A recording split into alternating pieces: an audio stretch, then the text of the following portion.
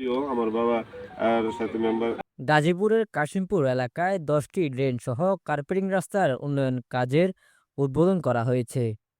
বুধবার দুপুরে গাজীপুর সিটি কর্পোরেশনের ৮ নম্বর জোনের আওতাধীন কাশিমপুর থানার ৬ নম্বর ওয়ার্ডের বিভিন্ন স্থানে এসব উন্নয়ন কাজের উদ্বোধন করেন গাজীপুর সিটি কর্পোরেশনের প্রশাসক মোহাম্মদ শওকত হোসেন সরকার। উদ্বোধনী অনুষ্ঠানে প্রশাসক মোহাম্মদ শওকত হোসেন সরকার বলেন, আগামী ২ থেকে ৩ মাসের মধ্যে এসব রাস্তা ও ড্রেনের সংস্কার কাজ সম্পূর্ণ করার জন্য সংশ্লিষ্টদের নির্দেশ দেওয়া হয়েছে।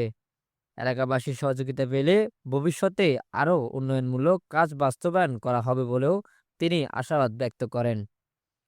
জানা যায়, প্রায় ২০ বছর আগে কাশিমপুর ইউনিয়ন পরিষদের চেয়ারম্যান থাকা অবস্থায় মোহাম্মদ শওকত হোসেন সরকার এলাকার বিভিন্ন কাঁচা রাস্তা মাটি ফেলে নির্মাণ করেছিলেন।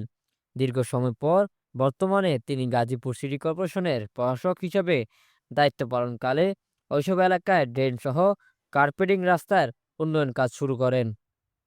এ সময় উপস্থিত ছিলেন কাশিমপুর থানা বিএনপির সিনিয়র যুগ্ম সাধারণ সম্পাদক ও ১ নম্বর ওয়ার্ড বিএনপি সভাপতি মোহাম্মদ এনায়েত হোসেন মোল্লা, থানা বিএনপির প্রভাবশালী সদস্য মোহাম্মদ সাইফুল ইসলাম সরকার, থানা বিএনপির যুগ্ম সাধারণ সম্পাদক ও ১ নং ওয়ার্ড বিএনপি সাধারণ সম্পাদক মোহাম্মদ আলমগীর হোসেন মণ্ডল, থানা বিএনপির সাংগঠনিক সম্পাদক ও ১ নং ওয়ার্ড বিএনপির সিনিয়র যুগ্ম সাধারণ সম্পাদক মোহাম্মদ ফরহাদ হোসেন, ১ নং ওয়ার্ড বিএনপির সাংগঠনিক সম্পাদক মোহাম্মদ আলম সরকার, গাজীপুর মহানগর কৃষক দল নেতা মোহাম্মদ আলমগীর হোসেন, যুগ্ম আহ্বায়ক মীর হোসেন, থানা শ্রমিক দলের যুগ্ম আহ্বায়ক তাহেরুল ইসলাম মৃধা, থানা যুব দলের যুগ্ম আহ্বায়ক ও ১ নং ওয়ার্ড সভাপতি মোহাম্মদ সাইফুল ইসলাম মণ্ডল, রকি গায়েন, আলামিন, শ্রমিক দল সভাপতি মোহাম্মদ রাশেদুল মণ্ডল, সাধারণ সম্পাদক মোহাম্মদ বেলাল গায়েন,